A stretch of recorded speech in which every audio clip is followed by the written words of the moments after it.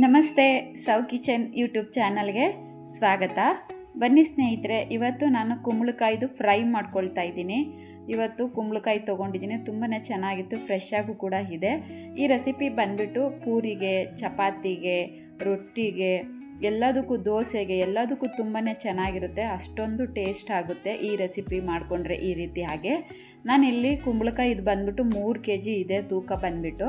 ಇದರಲ್ಲಿ ನಾನು ಅರ್ಧ ಮಾತ್ರ ಇವತ್ತು ಬಳಸ್ಕೊಂಡು ಮಾಡ್ಕೊಳ್ತಾ ಇದ್ದೀನಿ. ತೊಳ್ಕೊಂಡ್ಬಿಟ್ಟು ಸಹ ನಾನು ಇದನ್ನು ಈ ರೀತಿಯಾಗಿ ಒರೆಸ್ಕೊಳ್ತಾ ಇದ್ದೀನಿ. ಇವಾಗ ಇದನ್ನು ನಾನು ಹೊರಗಡೆ ತೊಗೊಂಡೋಗಿ ಒಡ್ಕೊಂಡು ಬರ್ತೀನಿ.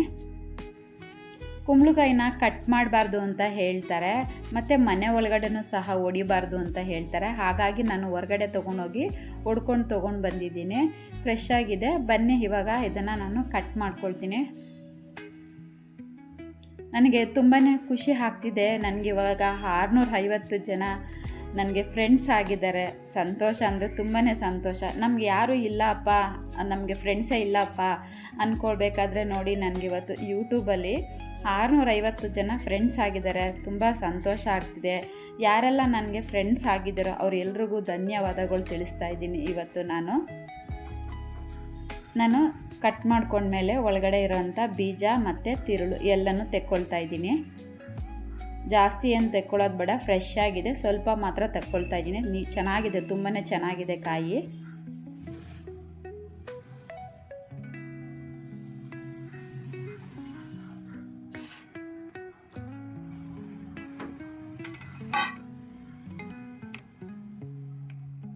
ನಾನು ಅರ್ಧ ಮಾತ್ರ ಮಾಡ್ಕೊಳ್ತಾ ಇದ್ದೀನಿ. ಇನ್ನೊಂದು ಅರ್ಧ ಬಂದುಬಿಟ್ಟು ನಾನು ಇನ್ನೊಂದು ರೆಸಿಪಿ ಮಾಡಿ ತೋರಿಸ್ತೀನಿ.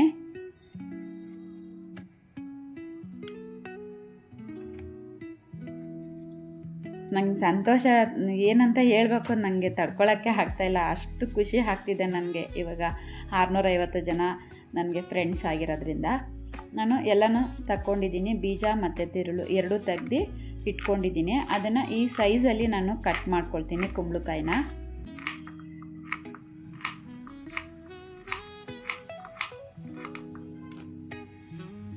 ಈ ಸೈಜ್ ಮಾಡ್ಕೊಳ್ಬೇಕು.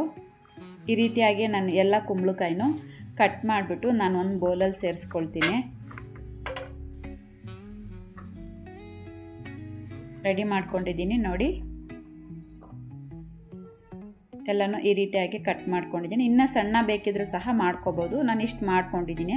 ಇವಾಗ ನೆಕ್ಸ್ಟು ನಾನು ಇಲ್ಲಿ ಬಂದುಬಿಟ್ಟು ಬಾಣಲೆ ಇಟ್ಕೊಂಡಿದ್ದೀನಿ ಗ್ಯಾಸ್ ಮೇಲೆ. ಇವಾಗ ನಾನು ಅದಕ್ಕೆ ಎಣ್ಣೆ ಸೇರಿಸ್ಕೊಳ್ತಾ ಇದ್ದೀನಿ. ನಾನು ಡೀಪ್ ಫ್ರೈ ಮಾಡೋದಕ್ಕೆ ಅಂಗಡಿ ಎಣ್ಣೆ ಬಳಸ್ಕೊಳ್ತೀನಿ. ಅಡುಗೆ ಮಾಡೋದಕ್ಕೆ ಒಗ್ಗರಣೆಗೆ ಮಾತ್ರ ನಾನು ಕಡಲೆಕಾಯಿ ಎಣ್ಣೆ ಬಳಸ್ಕೊಳ್ಳೋದು. ಇವಾಗ ಎಣ್ಣೆ ಕಾಯ್ದಿದೆ. ಎಣ್ಣೆ ಕಾಯ್ದ ಮೇಲೆ ನಾನು ಕಟ್ ಮಾಡ್ಕೊಂಡಿರೋ ಕುಂಬಳಕಾಯಿನ ಸೇರಿಸ್ಕೊಳ್ತಾ ಇದ್ದೀನಿ. ಫ್ರೈ ಮಾಡ್ಕೊಳ್ಳೋಣ. ನಾವು ಫಸ್ಟೇ ಕಟ್ ಮಾಡಿಬಿಟ್ಟು ಫ್ರೈ ಮಾಡಿ ಇಟ್ಕೊಬೇಕು ಈ ರೆಸಿಪಿ ಮಾಡ್ಕೊಳ್ಳೋದಕ್ಕೆ.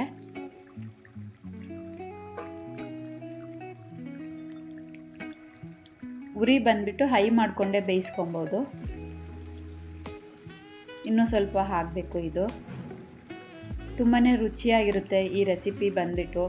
ನಾವು ನಮ್ಮ ಮನೆಗಳಲ್ಲಿ ಏನಾದರೂ ಫಂಕ್ಷನ್ ಮಾಡ್ತಿದ್ರೆ ಈ ರೀತಿಯಾದಂಥ ಒಂದು ರೆಸಿಪಿ ಮಾಡಿ ಸೈಡ್ ಪಲ್ಯ ಥರನೂ ನಾವು ಇದನ್ನು ಬಳಸ್ಕೋಬೋದು.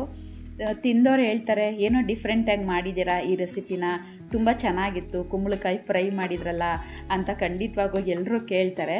ಒಂದು ಸತಿ ನೀವು ಟ್ರೈ ಮಾಡಿ ನೋಡಿ, ಇದು ಎಷ್ಟು ಚೆನ್ನಾಗಿರುತ್ತೆ, ಎಷ್ಟು ಚೆನ್ನಾಗಿ ಬರುತ್ತೆ, ರುಚಿ ಕೂಡ ಅದ್ಭುತವಾಗಿರುತ್ತೆ ಅಂತ. ಆವಾಗ ನೀವೇ ಒಂದಿನ ನನ್ನ ಚಾನಲಲ್ಲಿ ಕಮೆಂಟ್ಸ್ ಮಾಡ್ತೀರಾ ಮಾಡ್ಕೊಂಡ್ಮೇಲೆ. ನಾನಿಲ್ಲಿ 1.5 kg ಕುಂಬಳಕಾಯಿ ಬಳಸ್ಕೊಂಡಿರೋದ್ರಿಂದ ನನಗೆ 2 ರೌಂಡ್ ಆಗುತ್ತೆ ಫ್ರೈ ಮಾಡ್ಕೊಳ್ಳೋಕ್ಕೆ. ನಾನು 2 ರೌಂಡು ಅದೇ ರೀತಿಯಾಗಿ ಫ್ರೈ ಮಾಡ್ಕೊಳ್ತಾ ಇದ್ದೀನಿ. ಮತ್ತು ಎಣ್ಣೆಯಲ್ಲಿ ಮಾಡಬೇಕಾದ್ರೆ ನಾವು ನಿಧಾನಕ್ಕೆ ಸ್ಲಿಮ್ ಮಾಡಿಕೊಂಡು ಎತ್ಕೊಂಡು ಮಾಡ್ಕೊಬೇಕು.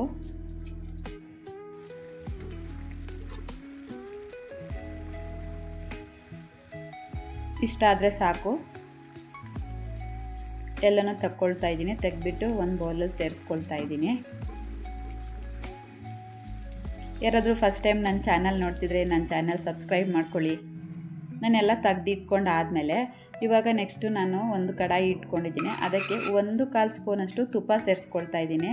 ತುಪ್ಪ ಕಾಯಿದ್ಮೇಲೆ ಅರ್ಧ ಸ್ಪೂನಷ್ಟು ಮೆಂತ್ಯ ಸೇರಿಸ್ಕೊಳ್ತೀನಿ. 3/4 ಸ್ಪೂನಷ್ಟು ಜೀರಿಗೆ ಸೇರಿಸ್ಕೊಳ್ತೀನಿ. ಸೇರಿಸ್ಕೊಂಡು ಒಂದು ರೌಂಡು ಹುರ್ಕೊಳ್ತೀನಿ.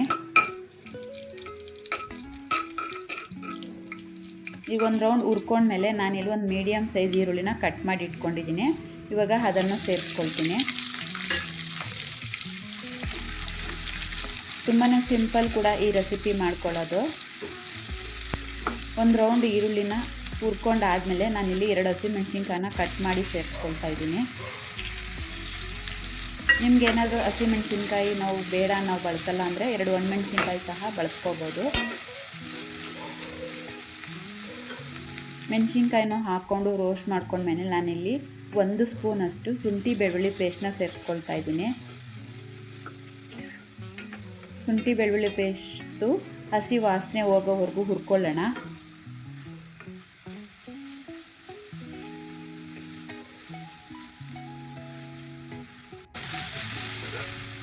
ಇವಾಗ ನಾನು ನೀಟಾಗಿ ಹುರ್ಕೊಂಡ್ಮೇಲೆ 2 ಟೊಮೊಟೊ ರುಬ್ಬಿಟ್ಕೊಂಡಿದ್ದೀನಿ, ಮೀಡಿಯಮ್ ಸೈಜ್ ಟೊಮೊಟೊನ.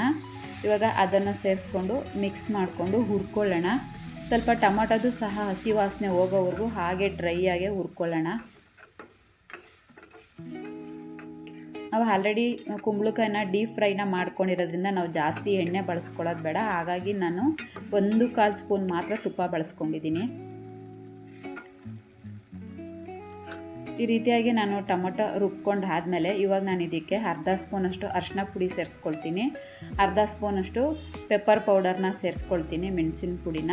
ಮತ್ತು ನಾನು 3/4 ಸ್ಪೂನಷ್ಟು ಅಚ್ಕಾರದ ಪುಡಿನ ಸೇರಿಸ್ಕೊಳ್ತೀನಿ. ಮತ್ತು ನಮಗೆ ರುಚಿಗೆ ತಕ್ಕಷ್ಟು ಉಪ್ಪನ್ನ ಸೇರಿಸ್ಕೊಳ್ತೀನಿ. ಎಲ್ಲನೂ ಹಾಕ್ಕೊಂಡು ಹುರ್ಕೊಳ್ಳೋಣ.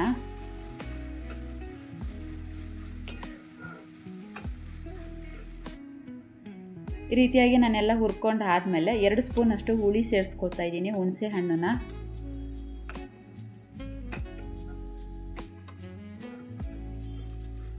ಅದನ್ನು ನೀಟಾಗಿ ಎಲ್ಲ ಮಿಕ್ಸ್ ಮಾಡಿಕೊಂಡು ರೋಸ್ಟ್ ಮಾಡ್ಕೊಳ್ಳೋಣ. ನೆಕ್ಸ್ಟ್ ಇದಕ್ಕೆ ಇವಾಗ ನಾನು 3/4 ಸ್ಪೂನಷ್ಟು ಬೆಲ್ಲ ಸೇರಿಸ್ಕೊಳ್ತಾ ಇದ್ದೀನಿ. ಯಾಕಂದರೆ ನಾನು ಮೆಂತ್ಯ ಎಲ್ಲ ಸೇರಿಸ್ಕೊಂಡಿದ್ದೀನಲ್ಲ, ಬೆಲ್ಲ ಸೇರಿಸ್ಕೊಂಡ್ರೆ ರುಚಿ ಅಂತೂ ತುಂಬ ಚೆನ್ನಾಗಿರುತ್ತೆ. ಅಕಸ್ಮಾತ್ ಏನಾದರೂ ನಾವು ತೊಗೊಂಡಿರೋ ಕುಂಬಳಕಾಯಿ ಸ್ವಲ್ಪ ಟೇಸ್ಟು ಕಮ್ಮಿ ಇದ್ದರೆ, ಸೆಪ್ಪೆ ಥರ ಇದ್ದರೆ ಅದನ್ನು ಮ್ಯಾನೇಜ್ ಮಾಡುತ್ತೆ. ರುಚಿ ಕೂಡ ತುಂಬ ಚೆನ್ನಾಗಿರುತ್ತೆ. ನಾನು ಬೆಲ್ಲನ ಹಾಕ್ಕೊಂಡು ಮಿಕ್ಸ್ ಮಾಡ್ಕೊಂಡ್ಮೇಲೆ ನಾನಿಲ್ಲಿ ಟೊಮೊಟೊ ರುಬ್ಕೊಂಡಿರೋ ಜಾರ್ಗೆ ನಾನಿಲ್ಲಿ ಅರ್ಧ ಗ್ಲಾಸಷ್ಟು ನೀರನ್ನ ಸೇರಿಸ್ಕೊಂಡು ಹಾಕ್ಕೊಂಡು ಅದನ್ನು ಹುರ್ಕೊಳ್ತೀನಿ. ಇದು ಸ್ವಲ್ಪ ಎಣ್ಣೆ ಬಿಡೋವರೆಗೂ ಬೇಯಿಸ್ಕೊಳ್ಳೋಣ. ನೋಡಿ, ನೀಟಾಗಿ ಇವಾಗ ಎಣ್ಣೆ ಬಿಟ್ಟು ಬೆಂದಿದೆ ಟೊಮೊಟೊ ನಾನು ಹಾಕ್ಕೊಂಡಿರೋದೆಲ್ಲ ಮಸಾಲೆಗಳು. ಇವಾಗ ನಾನು ಹುರಿದಿಟ್ಕೊಂಡಿರೋ ಅಂತಹ ಕುಂಬಳಕಾಯಿನ ಸೇರಿಸ್ಕೊಳ್ತಾ ಇದ್ದೀನಿ. ಸೇರಿಸ್ಕೊಂಡು ನಿಧಾನಕ್ಕೆ ಎಲ್ಲನೂ ಮಿಕ್ಸ್ ಮಾಡ್ಕೊಳ್ಳೋಣ.